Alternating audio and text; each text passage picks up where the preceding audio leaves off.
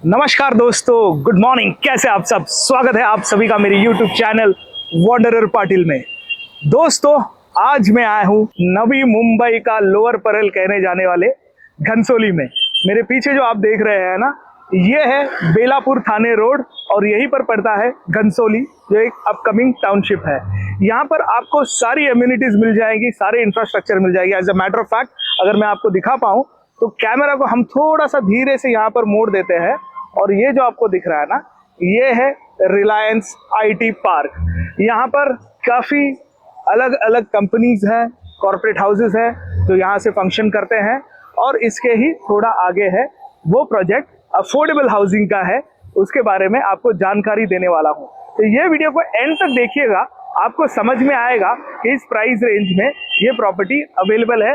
Property की pricing all inclusive रहने वाली है विद पार्किंग। वैसे आपको बता दूं, यहाँ का सिविक इंफ्रास्ट्रक्चर काफ़ी अच्छा है, रेल कनेक्टिविटी है, तो घनसोली का खुद का रेलवे स्टेशन है। इसके अलावा रबाले रेलवे स्टेशन भी बहुत नज़दीक है। यहाँ पर NMMT की बसेस चलती है और दूसरे मोड ऑफ ट्रांसपोर्टेशन भी है। So stay tuned to this video and you will certainly like this property. अगर आप नवी मुंबई में अच्छे लोकेशन पर बजट में प्रॉपर्टी ढूंढने की कोशिश कर रहे हो तो चलिए शुरुआत करते हैं।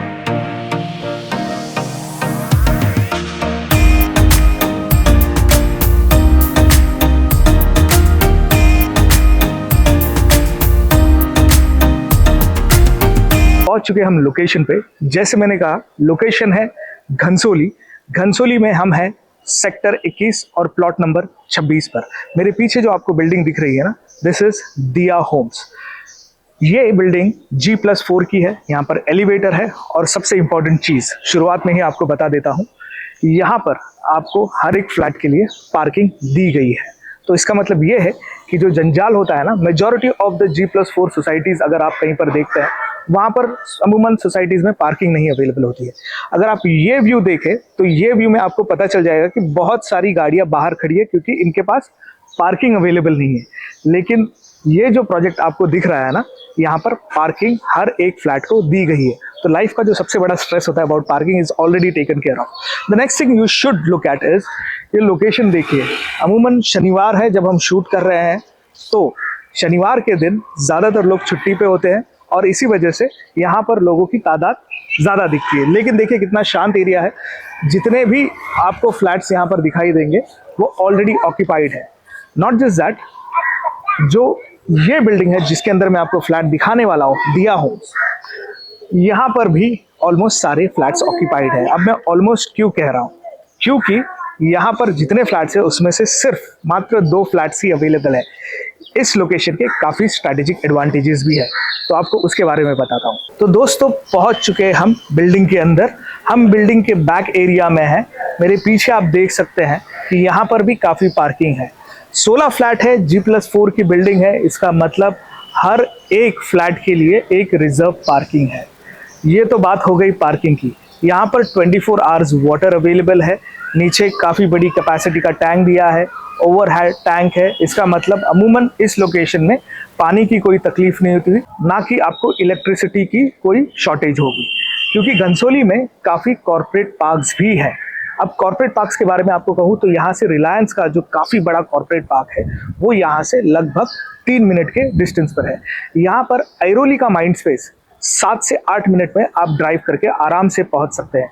तो जो लोग यहाँ पर एम्प्लॉयड है उनके लिए ये एक आइडियल लोकेशन है। और इस वजह से, क्योंकि इसके अगल बगल में IT पार्क्स है और डेवलपिंग IT पार्क्स भी है, क्योंकि अगर आपको पता होगा नेरुल में भी एक बड़ा माइंड स्पेस बन रहा है। In fact some part of it is already operational, Airoli में है।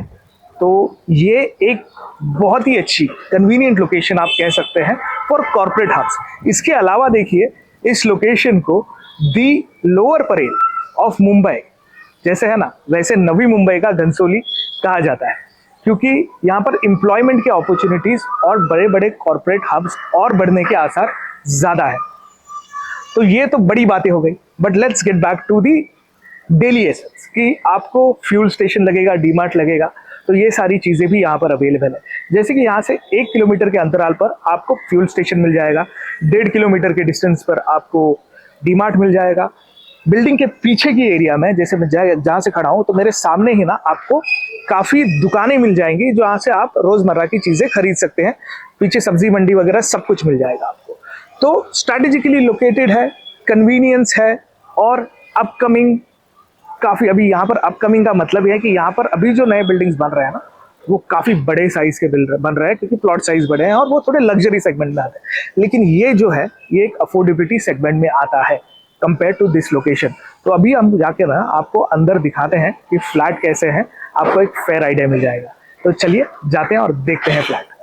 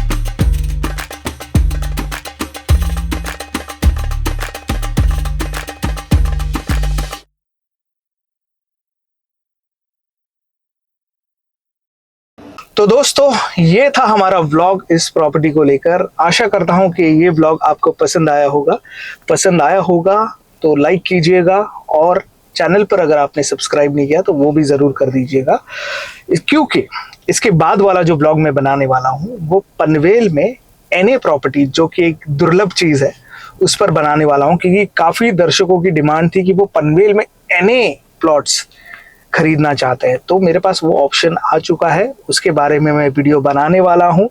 पनवेल के पैरामीटर बाउंड्री अगर आप कह सकते हैं तो उसी में है, रेलवे स्टेशन से ज़्यादा दूर नहीं है।